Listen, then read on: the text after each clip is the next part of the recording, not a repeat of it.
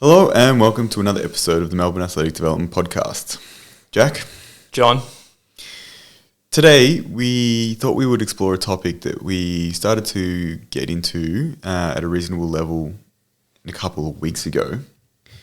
But we thought we would explore it a little bit more from some of the ideas that you put forward actually in one of our professional development sessions with our clinical group, which was about how psychological stress actually has a physiological effect and what it actually does to our biology. Yeah, and this is a topic that actually, interestingly, there's a lot of really interesting research done on it, but I think sometimes can often be overlooked of how significant it is. Well, I think the reason that I think that happens is because it's like this thing of like, oh, well, psychology cannot affect my physical health, or it shouldn't. And so people want to make out that it doesn't contribute to things like injuries or recovery times or those kind of factors that you think, well, those are physical factors. But it seems like that's not actually always the case because the intertwining of physiology and psychology is very, very strong. Yeah, and like just to give an example of that, a paper I shared in that presentation I think really highlights this in quite a profound way of looking at how people who are optimistic and have a will to live actually live longer. Why would they have a will to live, Jack? You don't have a will to live? I don't know. If you're reading Nietzsche, you might have a will to power. Well, look, the point here is that simply your view of yourself and whether you tend to be more of a positive, have more of a positive outlook or a negative outlook has significant implications for the outcomes that you have in terms of just lifespan. So they found that people who have had a positive outlook lived 7.5 years longer, which is a very significant amount of time. Exactly. Yeah. And this is where I think it's a good place to start is we need to think about what stress is and think about the physiological and potentially pathophysiological impact it has on the body. Because stress is something that we actually need that allows us to create behavioural or physical change and allow adaptation to occur. And what's important to understand that when we think of stress, it could be mechanical. So we talk about this all the time when we think about exercise and adaptation to exercise. But it's not the only type of stress. There's other things like chemical stress is another key one. But the other one is psychological. And I think, interestingly, in certain areas of health, people recognize, even at I think at a general populace level, people, use it almost as colloquially in conversation around the idea of, oh, well, we know that stress contributes to heart attacks and things. Oh, they worked a very stressful job. They were really healthy, but they had a really stressful job. So people kind of recognize that, yeah, okay, the psycho-emotional stress associated with a profession that is very busy or has lots of responsibility or has to deal with a lot of emotional turbulence actually does lead to potentially poor health outcomes. Yet we don't necessarily see that being represented in other areas of health where that association is not always being made. Or at least not really highlighted. And I think part of that too is dependent on the individual, like the individual health profession's own experiences or even just where they are within their career. Because I think of, again, just even for myself, when you graduate, you hopefully feel like you know nothing. You try to start developing knowledge, but you try to keep it simplistic by using that very mechanical model in physiotherapy. So like, what's the injury? Can I diagnose this? What are the key mechanical factors I need to address? And those are certainly very important. But then as you get more experience, you start to realize, why didn't I get the outcome that I always wanted? And this sort of branches out into many factors, not just physical, but also non-physical, one of them being related to the psychological or emotional state of an individual, in addition to like other things that we've talked about with sleep and diet. But the thing that's very interesting to look at is when you think about psychological stress, the actual physiological impact that has on the body is very similar to physical stress with regards to the neural and hormonal changes. So think of the autonomic nervous system. You've got your sympathetic chain, your parasympathetic chain. Most people are familiar with those two, with that fight or flight response. And one element of the stress system is what's called your sympatho-adrenomedulla axis, which causes the secretion of... a couple of times. I struggled enough to say it then, which secretes things like noradrenaline that helps upregulate your system. And then the other one is the hypothalamic pituitary adrenal axis, which again is also quite a mouthful, which essentially describes the connection between certain parts of the brain to the adrenals that also secretes glucocorticoids, things like cortisol. Yeah. If you have a physical stress or a psychological stress, both of these systems are upregulated, so you're getting a similar response, which in acute intermittent amounts is actually quite beneficial. Well, I think that's the interesting one, because I feel like terms like cortisol has become more popular, particularly in health circles, but there is not always a recognition that cortisol is important.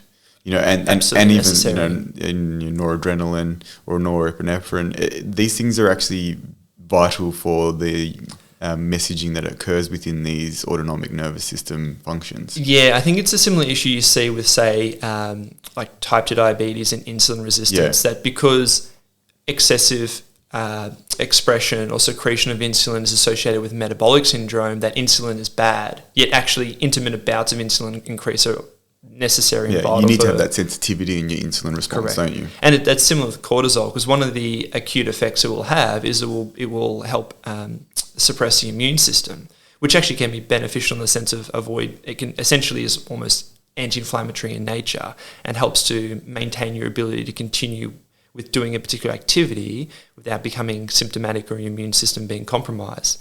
The issue is if that's chronically elevated, you're going to start getting resistance to cortisol itself, so it doesn't actually have that positive effect of being able to regulate your immune system. And this is something that we see happening a lot now, because when we think about psychological or perceived stresses, that's becoming more and more abundant.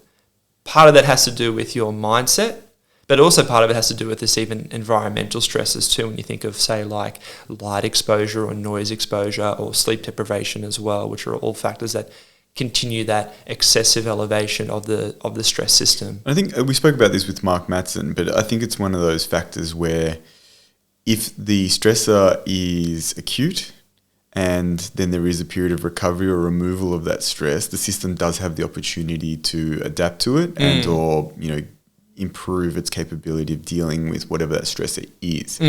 The problem becomes when it's consistent, unrelenting, and potentially even increasing over time.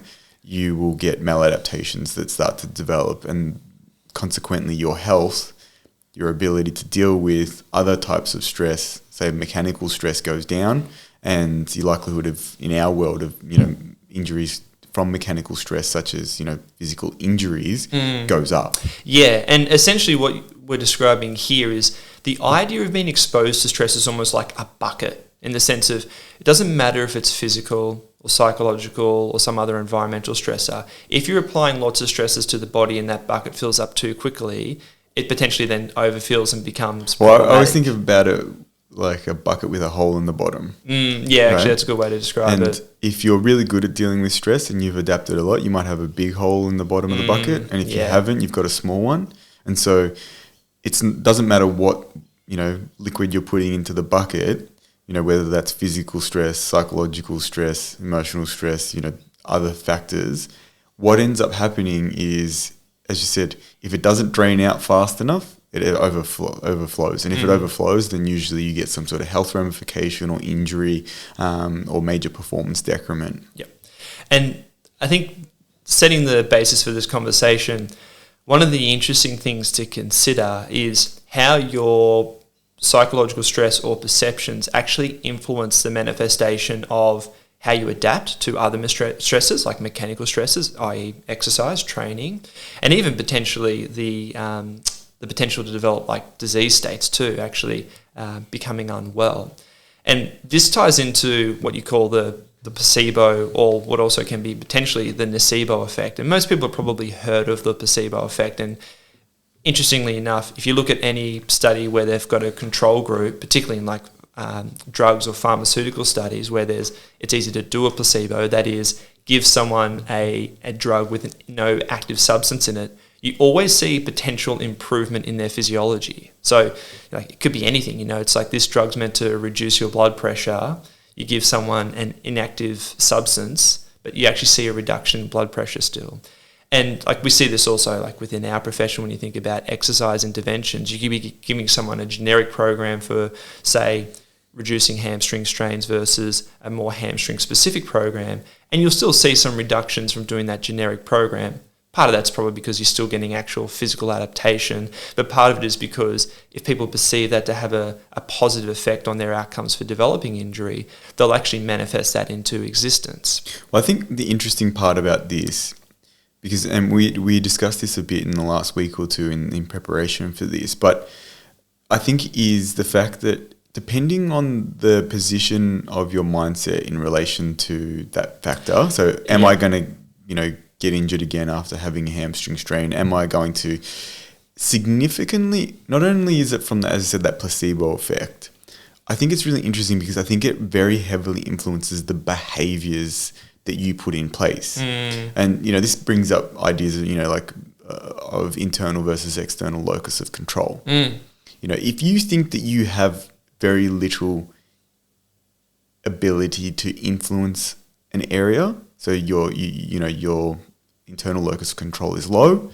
or you think that external factors are the major things driving it, then you won't necessarily believe that you can affect this in a positive manner. And if you don't believe you can affect it in a positive manner, the behaviors that you adopt will not necessarily support you getting a positive outcome.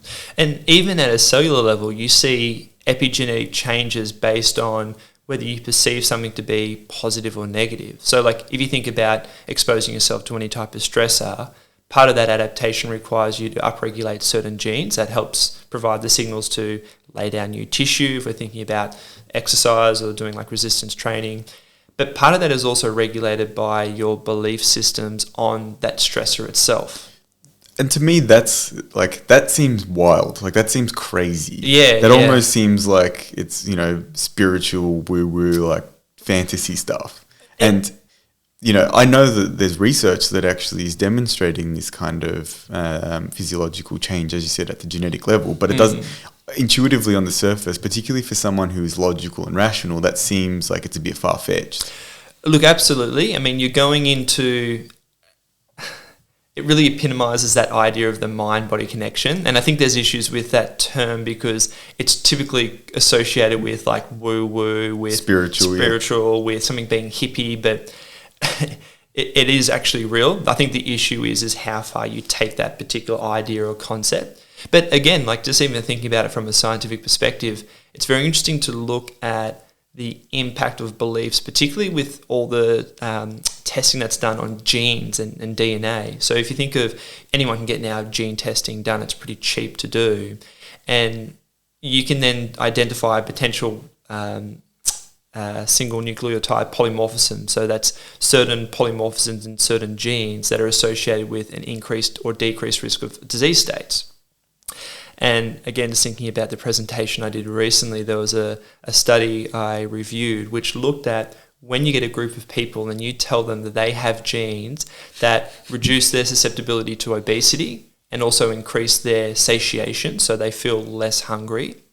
Even if they don't have these genes, you see physiological changes. It's just insane that effect can happen just by telling someone you have this special gene. Totally. And like there's a few studies looking at this where you actually see physiological changes when they exercise. So if they believe that they have quote unquote more positive genes, you'll see that they have better cardiorespiratory function during exercise. They'll eat less if they think that they've got genes that help with reducing hunger.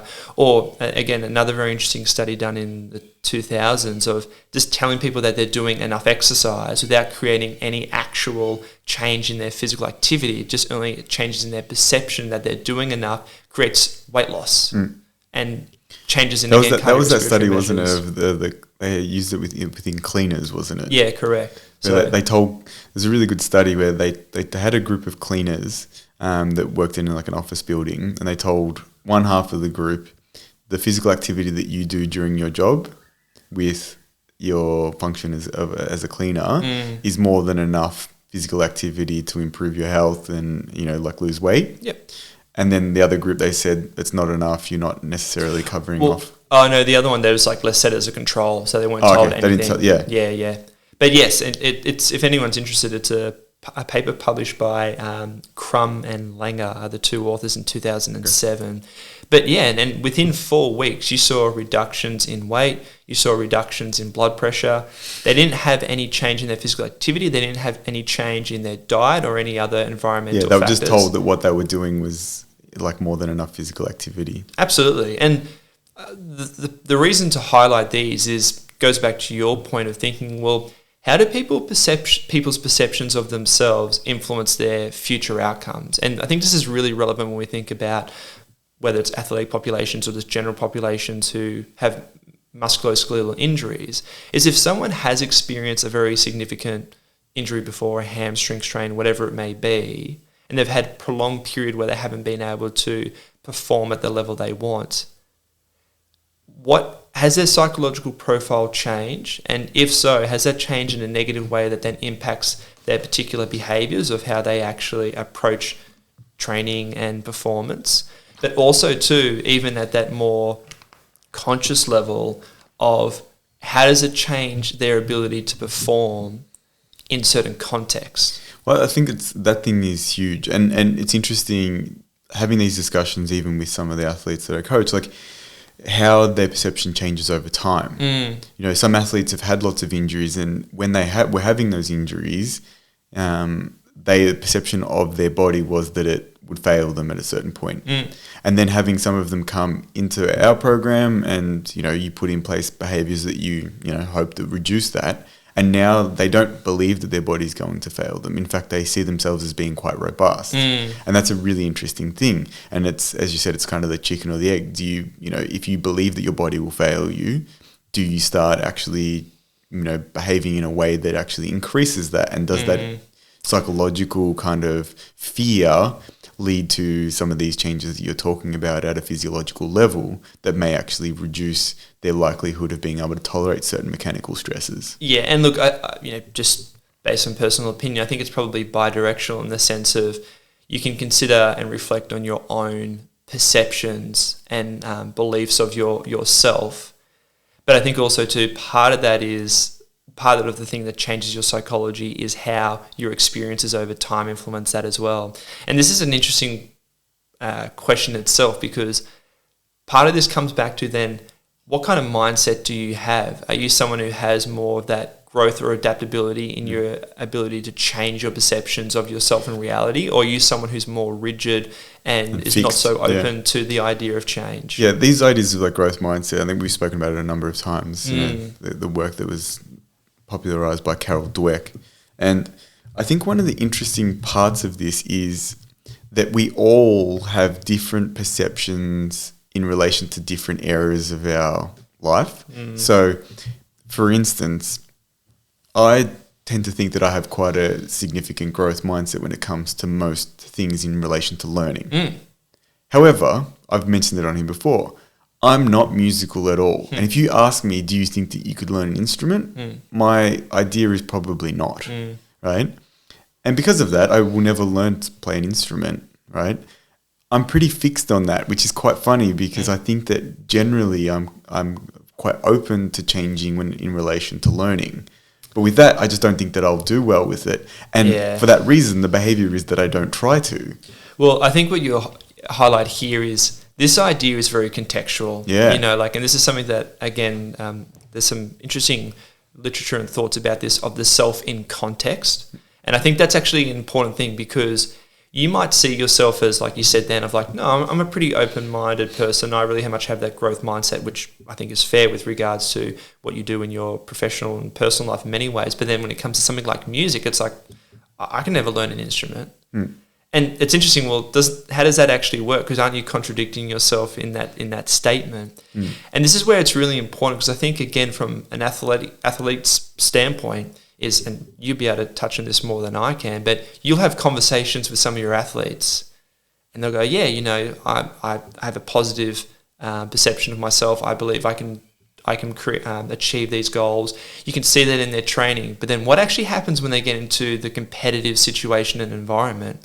Because the reality is they may be saying all the things and doing all the things that you want and expect in a training environment, or at least when you talk to them, you can see that they have a genuine belief in their ability to achieve the goals that they want. But then when it actually comes to the performance side, there's a change in their psychology, there's a change in their emotional state. And this is where you need to really think about, like, well, what's actually driving that too? And there are some obvious ones of like, well, what are their prior experiences like? And I mean, this is really going down the rabbit hole here where we can think about what are their prior experiences in terms of performance. But then, there's even the potential to go back to thinking of like, what was their childhood like? What was their actual upbringing like? And this is sort of getting into realms of, or areas that we can't really, like, we don't have a professional can't comment on it. But I think it's one of those things that but it is something that you deal with as a health professional in terms of injury, for instance, because you don't want to undermine someone's previous experiences when it comes to having an injury, right? If you haven't had an ACL injury and you're telling someone, oh, you'll be fine, right? In your professional experience, you understand that based on these factors, you're meeting these targets. The reality is you will be able to return to sport or do whatever the task is that's set out. But in their mind, they're saying, well, I've had a few knee injuries and then I had an ACL injury and maybe my body's not actually capable of that. Yeah. And look this happens all the time. And sometimes there are things that are out of your control. Like I think of someone we know who has been going through an ACL rehab process, was getting towards the end, getting back into their sport, and then they had a traumatic injury where someone else took out their other knee. Yeah, their uninjured side. And then ruptured the other ACL. Yeah. And it was like one of those situations where you go, one, I feel so sorry for this person, but two, it's like that was really out of their control. But how does that influence that person's psychology moving forward now that they've got to go through the whole process again? And on the other leg. It's like... Yeah, this is where it probably can become challenging of like, what is their ability to actually be able to return at a high level? And I'm not saying that they can't, but it takes a certain type of character to go through two significant injuries and probably now looking at multiple years and not being able to compete and actually get back to the same level or potentially beyond that. The thing that I think is interesting about this whole, and you made the point there of how strong can you be in maintaining that psychological state of whether it's growth or challenge or belief that you can attain something when the external result that you're getting is potentially negative. As you said, just with that example there of, I can return from ACL injury, I can do that quite well, I've learned a lot through this rehab process. But if that happens to you, do you then change that perception? As I said, is it contextual to the fact that you were close to the end of, one rehab and you weren't expecting to have a second one on the other leg? And then, and these are situations where it's understandable to feel somewhat pessimistic. But if you have those negative thought processes, again, thinking about what psychological stress does to your body, you're creating potential negative or at least muting the ability to have positive adaptations to other stresses that you're exposed to with regard to, say, exercise or rehab. And so, I'm not necessarily saying there's any easy solution to this, but if you don't consider with the person in front of you of like, how does this person actually think? Like what actually goes on in their head from a day-to-day basis? And not just, again, what they tell you or say to you when you speak to them, but when they're by themselves, when they're at home, they're alone. I think the thing that you start to notice is the behaviors are a reflection of what they do think. The underlying, I read a book now, and I'm going to forget who the author was, but it was a psychologist who was talking about this, and the context being that his whole methodology for working with particularly athletes, he was more in a sports context, was you have a set of beliefs.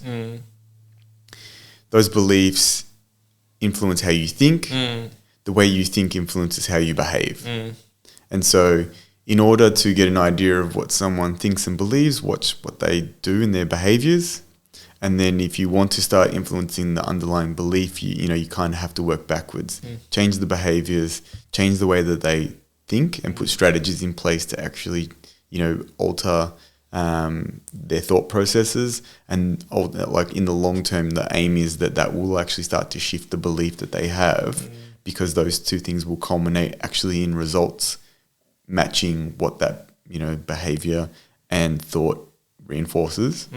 Is that something that, like I know that you have had some experience working with sports psychologists? Are these kind of the principles that they apply in their practice? Some of them do. I think it depends on the type of psychologist. Okay. I think the thing that I've really struggled with, and I know I've brought this up a number of times working with psychologists, is, and it's not even actually to do with psychology, it's actually to do, I think, just with the way in which a lot of sports systems work, especially in Olympic sports where they don't have the funding of, say, like a team environment at a professional level, but is that everything becomes siloed.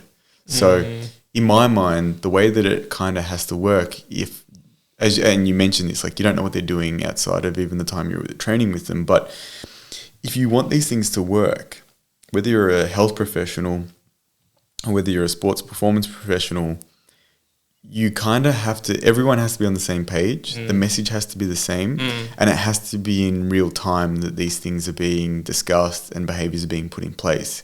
Like there's no value in having a session with a psychologist where you go through things and then only in certain contexts do they actually put in place these strategies and behaviors. Yeah. It needs to be consistent and ongoing because, I don't know the actual statistics, but, there's always people saying different things about habits and how long it takes to form a habit and how many, repeated trials of doing something before that actually becomes an ingrained behavior. Yeah. And those things just need to consistently be applied by everyone around that person. And look, you make an interesting point there because we talk about these topics and we'll often say like, look, this is something that we have to be cognizant of, but also be respectful of what you can or cannot do based on the parameters of your health profession, of your profession. But at the same time too, it's like you just highlighted there of everything that you say influences someone's psychology. Yeah. So to suggest that it isn't actually relevant to us is misleading because the language that we use and the things that we say impact the outcomes of the people we work with. Well, I think that the best people I've worked with understand acutely the iatrogenic effect of communication. If you tell someone, and this is one of the ones I know that you and I get frustrated with, someone goes to see, say, an older patient, they go and see an orthopedic surgeon, and they use the phrase bone on bone. That's a disastrous thing to say to someone. Yeah. Even if you do feel like, one, it's unlikely that that's actually the physical pathology that's going on. Yeah. The big problem that you've got is their belief system is now one in which the pathology within their joint is so poor that the likelihood of improvement is low. Well, and how often do you see this where a patient comes in with that perception and your ability to, your ability to do anything is limited because their behavior has changed based on that negative connotation they have associated with a description of their pathology. But then two, their ability to think that they can get positive changes even though they've had long-term pain, also becomes quite muted and dulled. And this is, again, it's quite interesting. I always think of the willingness of people to take on doing physical stresses, but then perhaps not willing to change their beliefs or mindset. And I think this is a key issue because we are all guilty of the fact that we want to protect our own ego. If you're happy to indulge me, I'll go on a bit of a rant. Oh, please do. So I think that physical challenges that people take on are vastly inferior to psychological challenges. Yeah. And I think that people pat themselves on the backs significantly for the physical challenges. Oh, I'm doing a marathon, I'm doing an ultra, I'm doing a triathlon. The epitome of like physical challenge of doing more endurance or ultra endurance type events. And I think that that's a low level of success when it comes to challenge. Right now, it's not that it's what they do is not impressive. I'm not saying that it's not, but I don't think learned suffering from a physical standpoint is easy.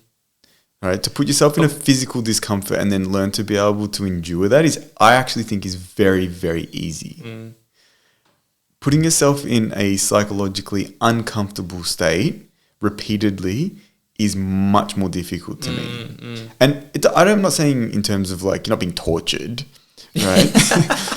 What I'm talking about though is even, for instance, just confronting issues that you have? Or like the example I'll give is, say, relationships? for instance, for me with learning an instrument. Mm, That is psychologically scary to me because I know that I will initially be quite poor at that skill. yeah.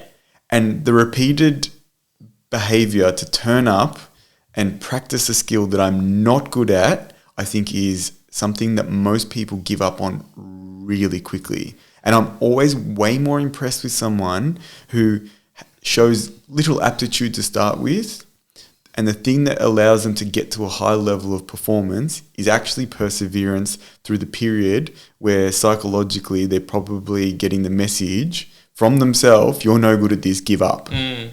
That to me is way more impressive. Well, just to give another example of that point that you see time and again, I see that a lot with people's resistance to stretching. And I think stretching is a bit different to other forms of physical activity because it's painful, but it's not so much the physical pain. There seems to be very much, well, no, really, there seems to be almost like this visceral, emotional related reaction to stretching out the body. And I mean, we can get philosophically thinking about, again, mind-body connection and what that means. But I think the other great example is something like other mind-body techniques like meditation. And again, you know, we can, that's a rabbit hole in itself of like, what is meditation? Is it worth doing?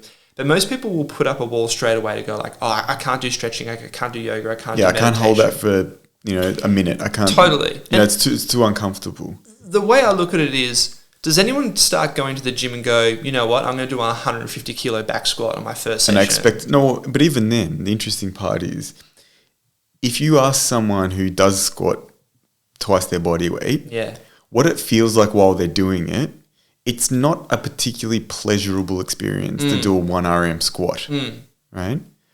While you're doing it, you feel like you're being crushed, like physically, and it hurts, right?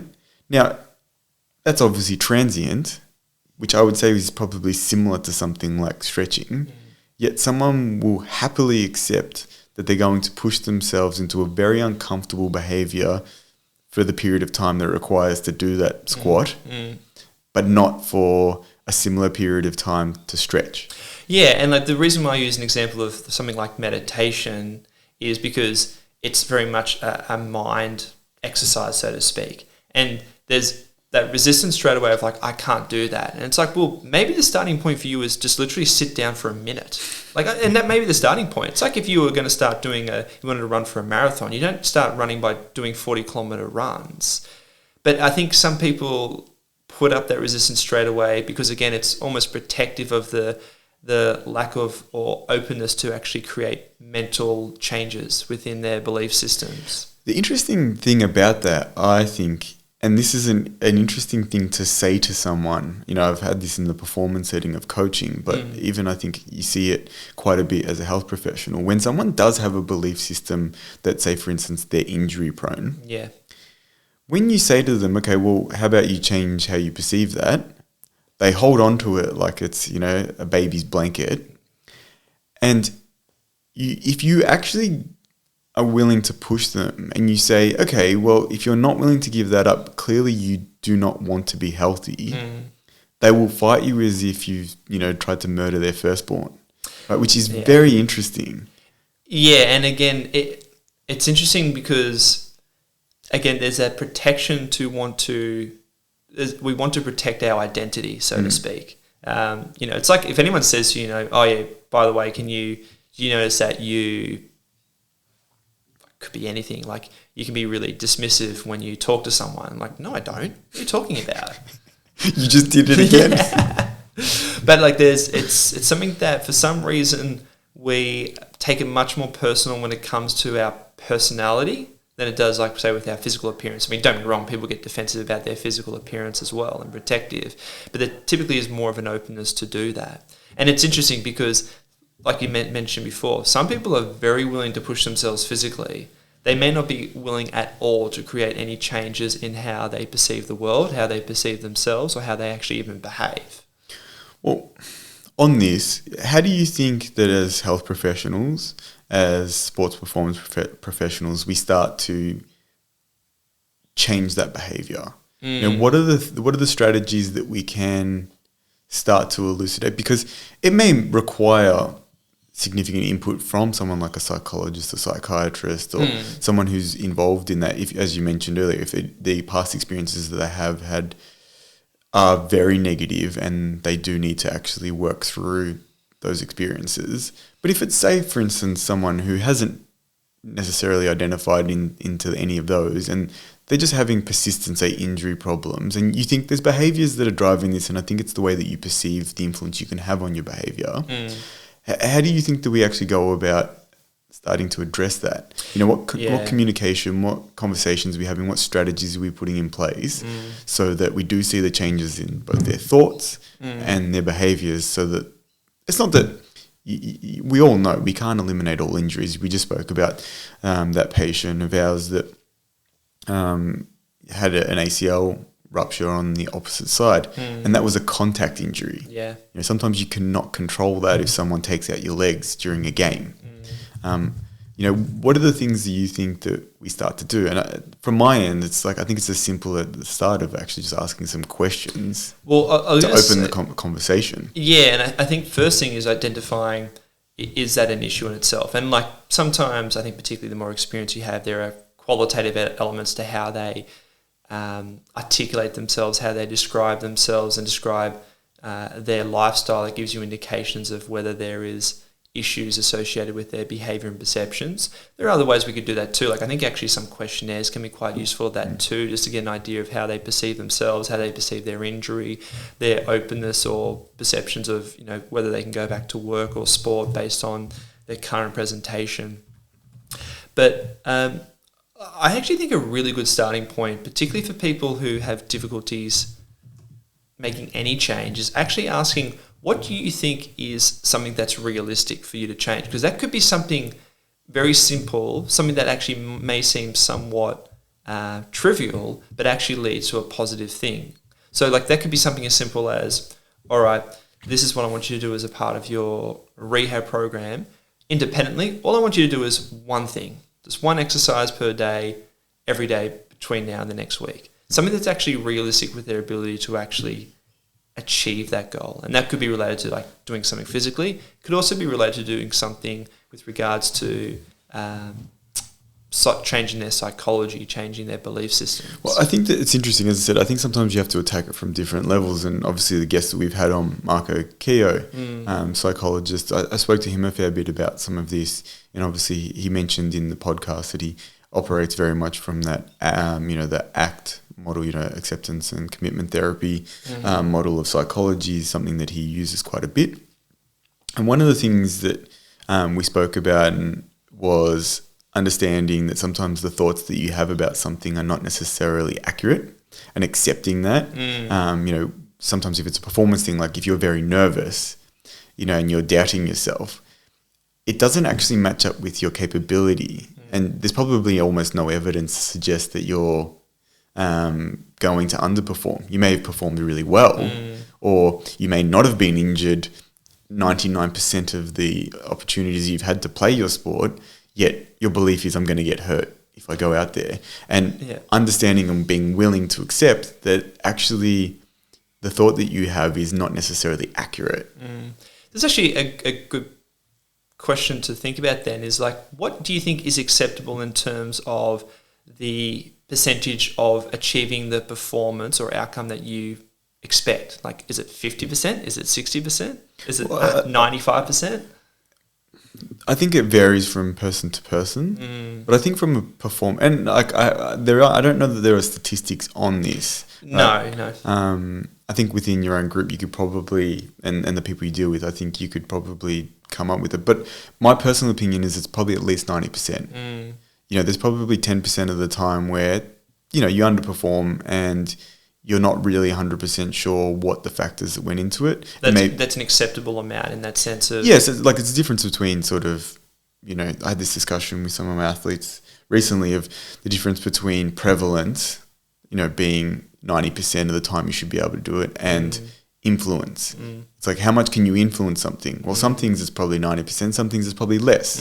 If it's your height, then that's pretty genetically determined. You probably obviously can eat healthy from a very young age and get lots of nutrients, but people who know me and how small I am, right, I was never going to be 6'5". I could have, I don't know, done all sorts of things. I was not going to be, even if they had had that crazy Russian surgery where they cut your shins in half and stretch you out, I still wouldn't get to 6'5". Yeah. So that's obviously something I can't influence to say 90%. But I think performance is probably something that you can. And there will be underperformance at times. So that's the prevalence side. And then I think with that, prevalence and influence are probably similar. But with height, for instance, like prevalence is obviously, distribution across ethnicity and genetic profiles. Sure. And I don't know exactly what it is to be 6'5", but you're probably in the upper, standard deviations. Yeah, the upper from standard average, deviations. You'd probably be at least 2 standard deviations above normal. Yeah. Which puts you in the, the last couple of percent. Yeah, 2.5, isn't it? Yeah. But you're not necessarily able to influence that to a significant level either. So, that prevalence and influence on that is lower. With performance, I think it's probably closer to 90%. Yeah. And actually, I think I'm thinking in my head, I'm pretty sure 2 standard deviations above is 1%. Not that it's ever that important. Let's not detract from the conversation. Yeah.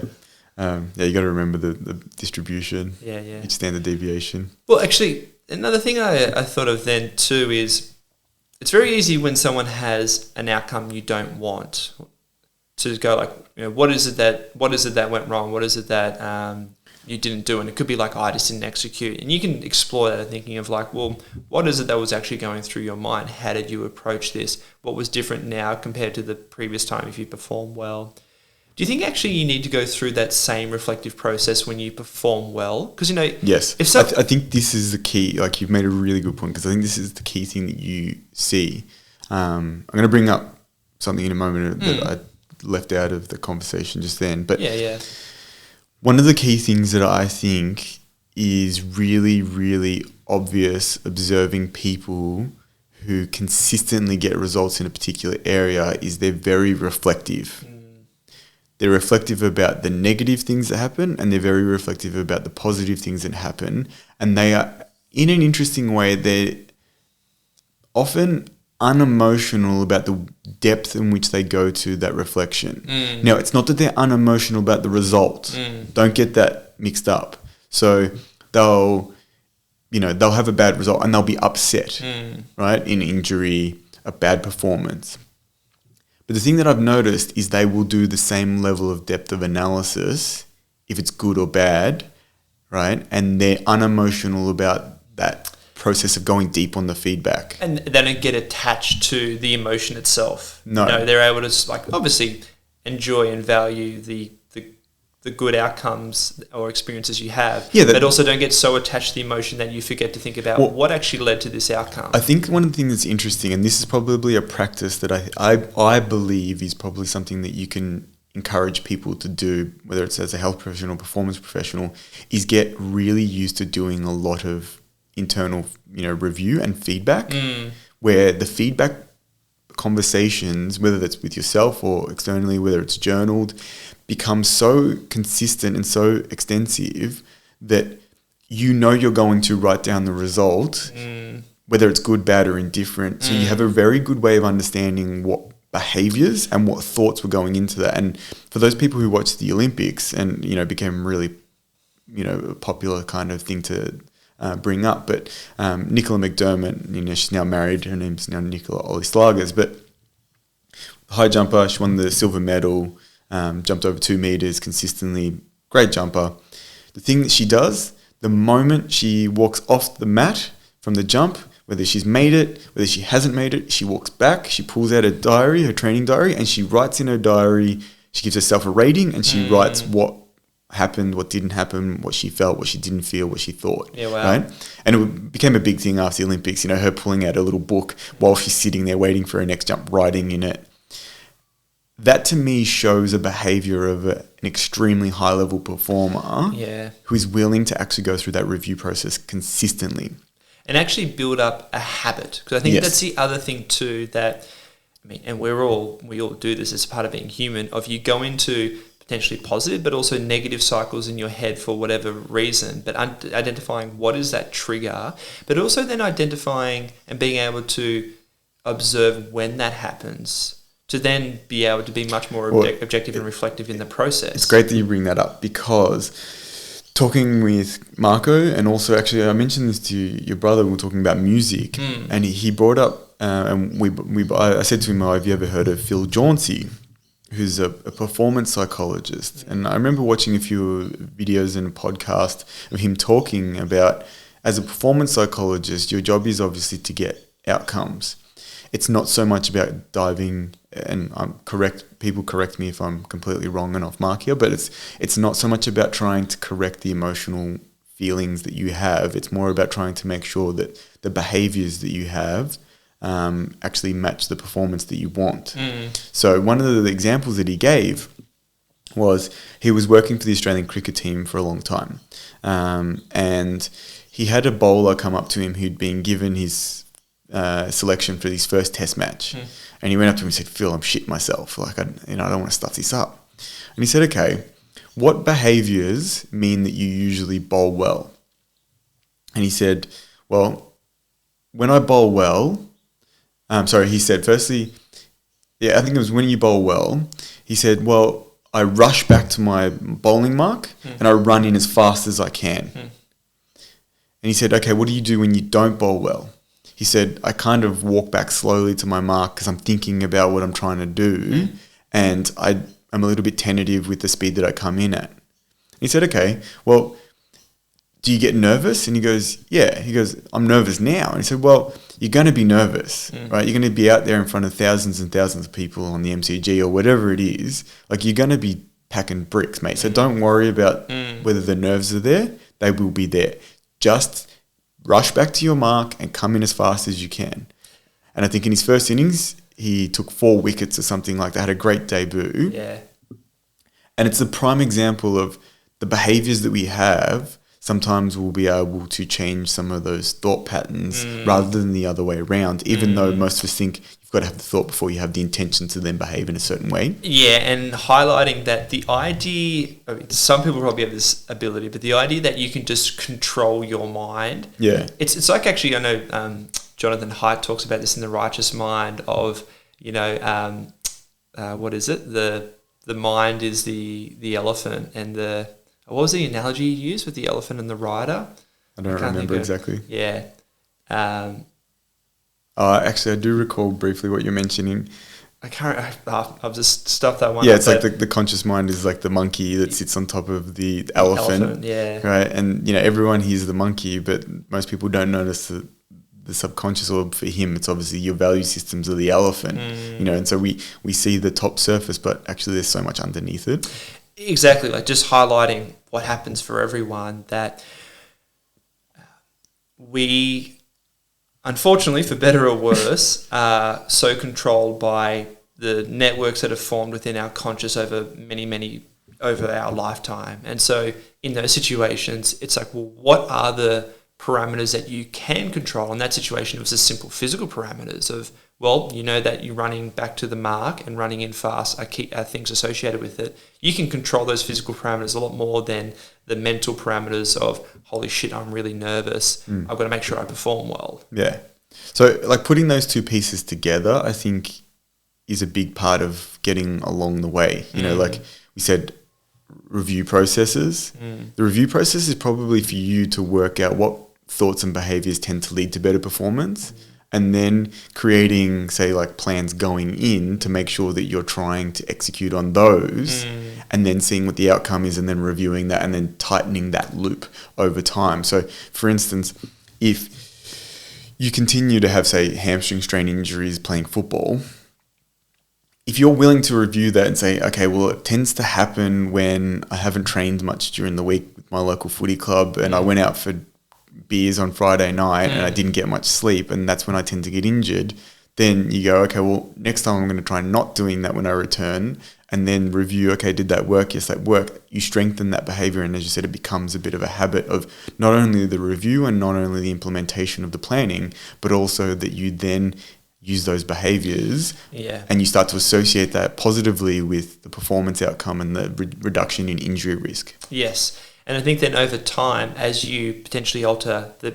behaviors or you alter your perceptions and you start to have positive experiences, your prior memories start to then change and shape how you view yourself in that context, and therefore leads to a greater probability of better outcomes in the future. And I think that's where we need to consider when you think about performance or positive outcomes in a particular context. It's essentially a probability, and that probability is based on many things, both physical and non-physical.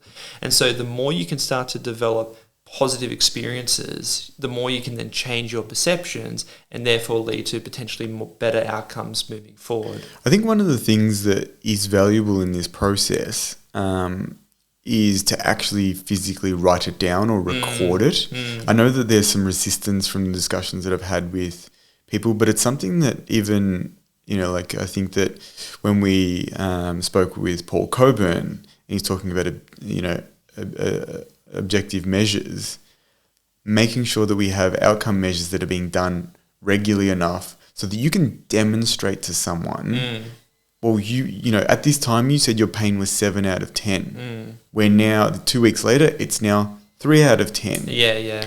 That's your reporting. Understand that now, even though it still hurts and you're telling me it's still affecting your function, there's a significant change in this. And in discussions you often have with people, because of that psychological discomfort of that review process, they don't necessarily want to go to the behavior of writing it down, or putting, a score somewhere on an objective measure. But that is actually very valuable. Yeah.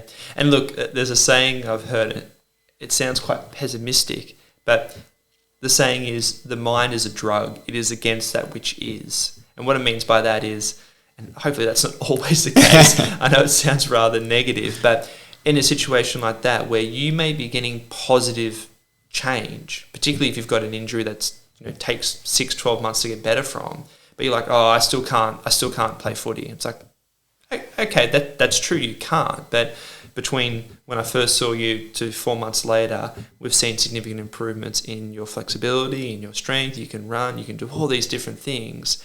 But does that person have the ability to objectively identify and see that improvement? Or are they just still like, oh, well, it still hurts a bit, or I still can't play sport? And I think one of the things that we should encourage is not only the acknowledgement of those factors, but also almost like a celebration of, I've met this next level of, say if an ACL's a common one, it's like, I've now met the level where I can run.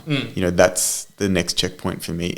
There actually should be, both from the practitioner or the health professional or the individual, I'm not saying you're necessarily going to over-celebrate it, but there's acknowledgement and there's going, oh, this is good, well done, you've actually met this next criteria to step up to. Well, and it goes back to the question you asked before of like, what kind of things can you implement? And the suggestion I gave is, that might be something as simple as, I just want you to do this one exercise. It's going to take you 2 minutes to do and do it every day.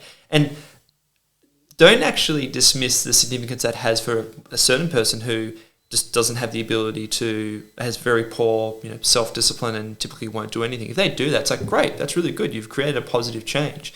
You give them that positive reinforcement, so it starts to develop a new pattern, a new system. One of the things I think about with that, and I think it's actually really valuable both for like learning, and I think it's very valuable for the way we design performance or even injury management, is designing things where it's within their grasp. And we've spoken before about Vygotsky's zone of proximal development. You want it to be close enough that it's challenging, and you want it to be far enough that it's challenging, but you want it close enough that they will get a certain level of success when they complete that task, so that the motivation that they get from some like improvements in their competence goes up, that goes into, there's, self-determination theory, and which is a motivational theory, but it means that people actually feel more motivated to do it because you set something at the level that is appropriate for them. Yeah, and I think that's a parameter that should be dynamic in nature, because you might initially, for someone, have to start with the probability of, I think there's a 99% probability you're going to succeed in this, and it's a really simple task as a result.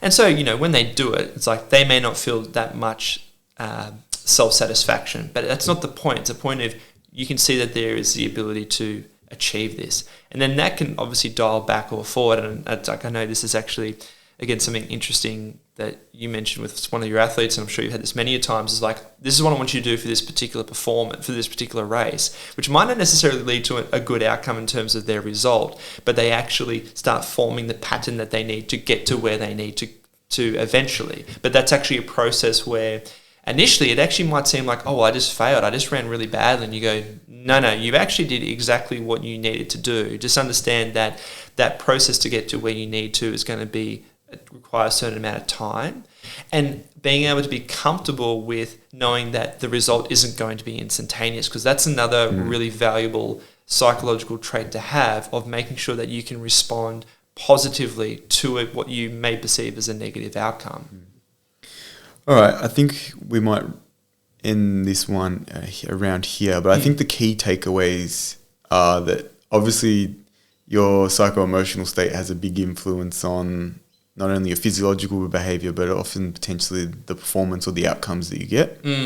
That if you want to recognize how to address this, you need to be very clear with communication and make sure that communication is in a direction of the positive outcome that you're looking for, that you're willing to review both positive and negative outcomes, and then finally that you're willing to actually act on that to put forward behaviors that potentially amplify the outcomes that you're trying to get. Yeah, and starting from that simple standpoint of, do you consider that individual's psychological profile or perceptions to be influencing the particular presentation or outcome that they're having? And if so, how do you create that change? And there are obviously times where there are things that you can do to implement positive changes in their belief systems and their perceptions. And there are obviously times you need to think of, well, do I actually need like some more significant professional input to help with this person achieve the actual result that they want? All right. Thank you very much, Jack.